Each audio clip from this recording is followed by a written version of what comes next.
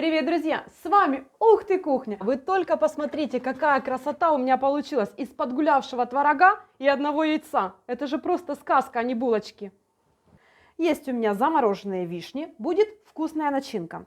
Вишни граммов 300 отправляю в сотейник и ставлю на огонь. К вишням добавляю сахар по вкусу, я думаю 3-4 столовые ложки. Будет достаточно. И хорошо прогреваю вишню. А этим временем, друзья, в отдельной мисочке у меня 1 столовая ложка крахмала. Добавляю холодную воду, 1-2 ложки, и хорошо перемешиваю, чтобы не было комочков. Красота. Секунда дела, и все готово. Следим за вишней. Вишня у меня без косточки. Греем, греем, греем. Когда вишня начала закипать, беру крахмал. Немножко его взбодрю, потому что он оседает. Вливаю и быстренько перемешиваю. Какая красота, кисель прямо получается. С каждой секундой начинка начинает загустевать. Обязательно прохожусь по дну, чтобы ничего не пристало. Все, друзья, как только увидела, что где-то начало закипать, выключаю нагрев. Еще несколько секунд продолжаю помешивать. Какая получилась. Глянцевая, блестящая, а какая же она вкусная. Все, начинку оставляю на плите, чтобы она остыла, а я сразу же включаю духовку 180 вверх-вниз и займусь тестом. Беру 200 грамм творога. У меня немножко уже подгулявший, друзья, так что выпечку подойдет в самый раз. К творогу добавляю 100 граммов сахара, 10 граммов ванильного сахара, хорошую щепотку соли, немножко перемешаю. Разбиваю 1 яйцо. Все ингредиенты у меня комнатной температуры. Снова перемешиваю, чтобы ингредиенты хорошо соединились. Есть такое дело. Вливаю 80 мл растительного масла. Вот такая вот пышная масса получается. Сейчас беру 300 граммов муки. Всыпаю 10 граммов разрыхлителя. Немножко перемешаю. И начинаю вводить к творогу. Постепенно. Сейчас еще, друзья, добавлю 1 фишечку, чтобы ватрушки получились еще пышнее. Соды, да, которую я, друзья мои, погашу яблочным уксусом. Совсем чуть-чуть, вот так вот. Все, этого будет достаточно. И сюда. Снова перемешаю. О, пошел процесс, тесто стало уже таким, видно, да, реакцию? Видно. Класс. Снова добавляю муку. Муку буду добавлять постепенно. Тесто должно получиться мягким и нежным. Ничего долго вымешивать не нужно. Главное все соединить в общий ком. Тесто не липнет к рукам, оно такое эластичное, очень приятное, как пластилинчик. Муки больше добавлять не буду. Вот что у меня осталось с 300 граммов. Граммов 20. Тесто оставляю на столе, чем-то прикрываю. Пусть хотя бы 5 минуточек постоит. Прошло буквально 5 минут, и этого, хозяюшки, достаточно. Тесто не должно долго стоять, чтобы не так быстро разошлась клейковина. Беру часть теста.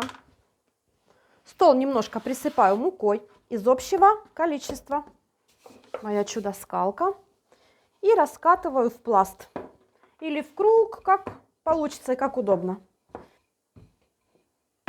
Вот примерно такой толщины, в полсантиметра. Сейчас беру какую-то рюмочку, стаканчик, бокал и вырезаю кружочки. Остатки собираю назад в комок. Тесто прекрасно объединяется и без муки.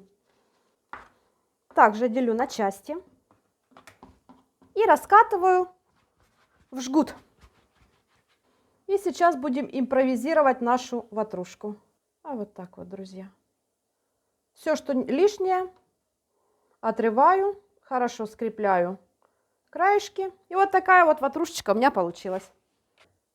Перекладываю на противень, застеленной пергаментной бумагой. И продолжаю. Красота. Берем начинку и наполняем серединки.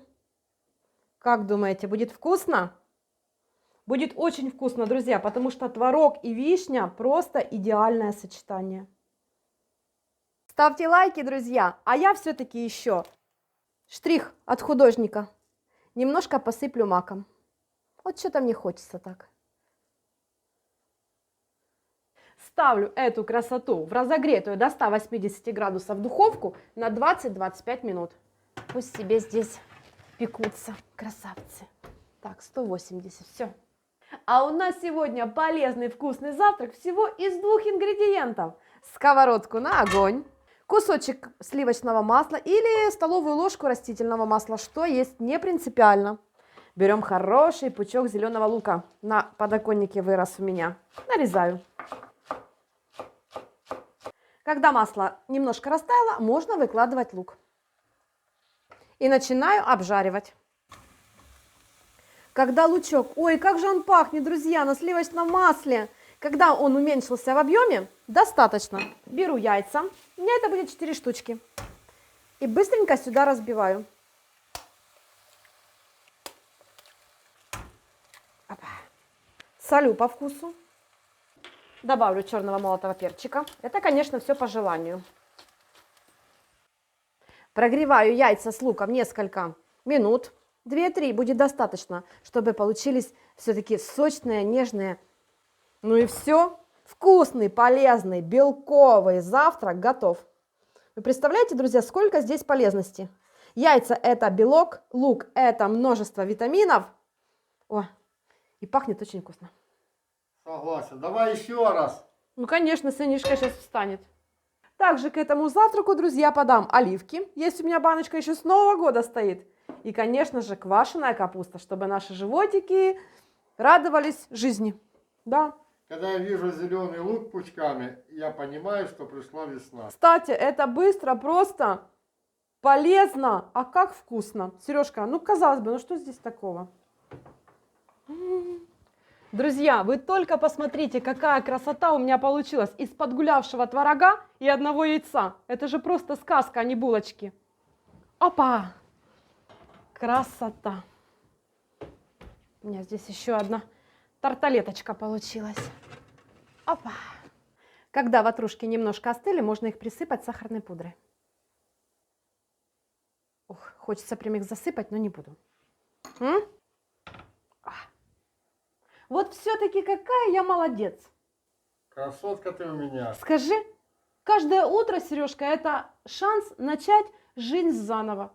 Вот у меня был сегодня утром выбор. Или снова целый день пролежать, пожалеть себя, поплакать, или встать и приготовить что-нибудь вкусное, отвлечься. Что я и сделала. И посмотрите, какая вкуснота и красота получилась. Ну, давайте же попробуем одну. Берем.